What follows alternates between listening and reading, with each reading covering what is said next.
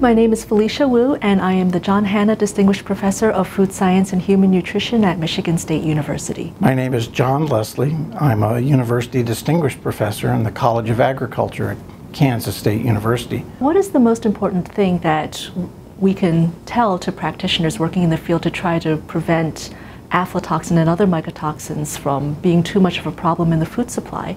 The one thing that I would recommend is education.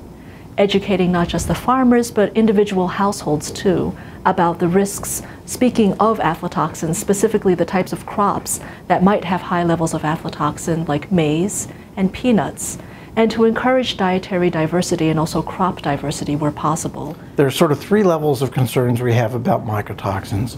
One level of concern is where we have them as a biological weapon. Then the next level up is when we worry about the number of people that die. And yet, the biggest disaster of all is probably the subacute exposures. We mostly know about it causing liver cancer, and liver cancer undoubtedly is a very important global health problem. But now more and more evidence is emerging that aflatoxin is implicated in a variety of other adverse health effects, including growth impairment in children and possible immune system dysfunction. Mycotoxins are a very interesting thing. They're sort of everybody's favorite stepchild. Plant pathologists work on them because they study the fungi that make them, which usually cause a plant disease. Veterinary people worry about them because often they show up as a feed contamination problem for domesticated animals of some sort. And then you have the chemists who look at them because these compounds are really strange and interesting and are wonderful starting points for all kinds of syntheses. And we know they're biologically active, otherwise we wouldn't worry about them doing things to us.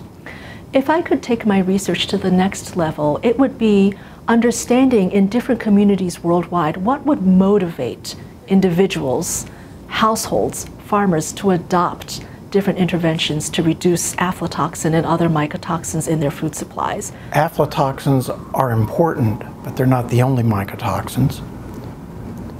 One thing that I want practitioners to know is that storing these things properly is probably the single most important thing you can do, because the amount that's in there that you bring in from the field will never go down, but it certainly can go up.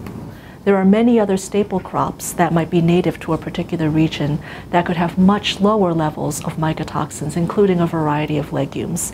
As well, there are other types of vegetables that could be planted, such as leafy green vegetables, which have nutrients that can help to counteract the adverse effects of these toxins. Are you going to make people's lives better? And can you see that happening? You don't see those payoffs directly. You see those payoffs in an aggregate, but you also see them because suddenly countries and groups start doing things that they weren't doing before, and there are activities there that weren't there before, and those are what really matter, is to see that kind of payoff.